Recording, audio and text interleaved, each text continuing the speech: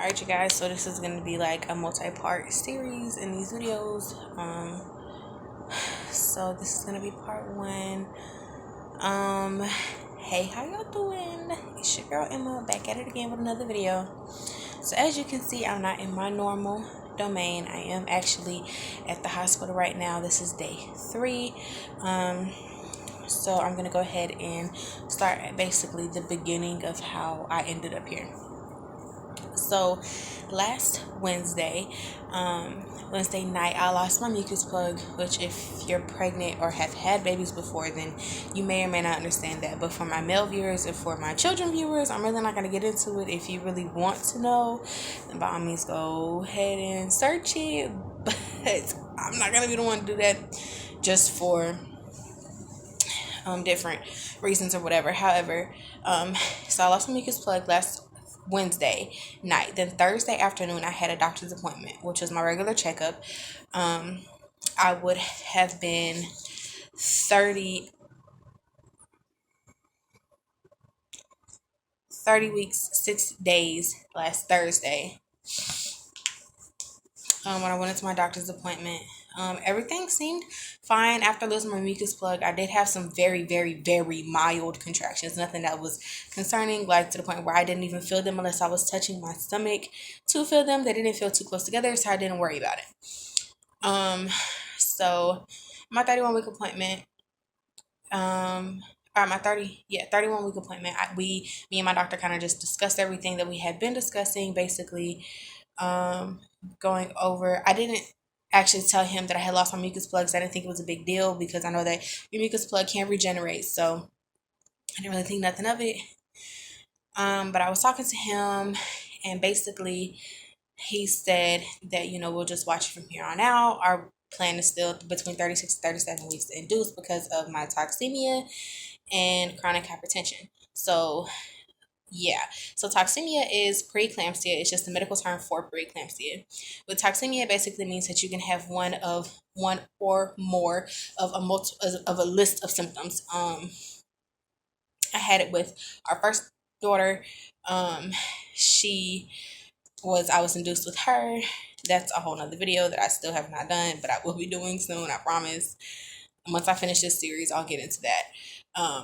So basically Thursday, I went to the doctor. My blood pressure was high, which I expected it to be. Even though they put me on medicine, I can still feel my blood pressure gets high. And so I expected it to be high at my appointment that day, and it was. So he said, just take it easy. I'm not going to put you on bed rest right now because, you're not working, and I know you have a little one, so you're going to have to move around because he delivered my first.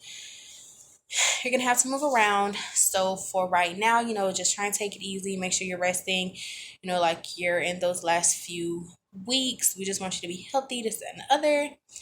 I was like, okay, that's no problem. Baby's heart rate has been phenomenal. So we don't have concerns with her at all.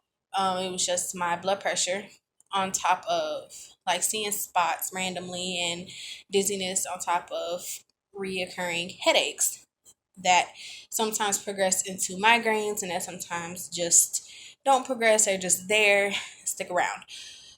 So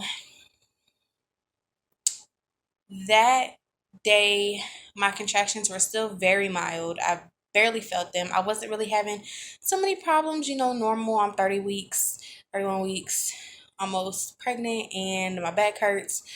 I'm wobbling, like my hips are hurting just a little bit, not anything too major, anything like that. Friday, I had started feeling really dizzy, so I try to just take it easy that on Friday. And that Friday is when I hit 31 weeks. So that Friday, I tried to basically just take it easy and, move slowly, not try to do too much. I cleaned up just a little bit. Whenever I felt dizzy, I would sit down, I would take a break. And so then that Friday, my mom also ended up in the hospital. So I was in the car moving around also a lot that day, which is what I thought was where my hip pain had escalated from, was because I was sitting in the car and I wasn't able to sit in a comfortable position or in a comfortable area. Well, this was a week ago, 7 days ago. So, and I'll get into that story about my mom. That's a whole nother story. So, um, I was sore that night, and then that Saturday I did some running around again. Um, the soreness in my hips didn't go away too much any, but it didn't really progress either. Also that Friday I was again having very mild contractions to the point that I couldn't feel them unless I was actually touching my stomach, so I didn't think anything of it. Come in.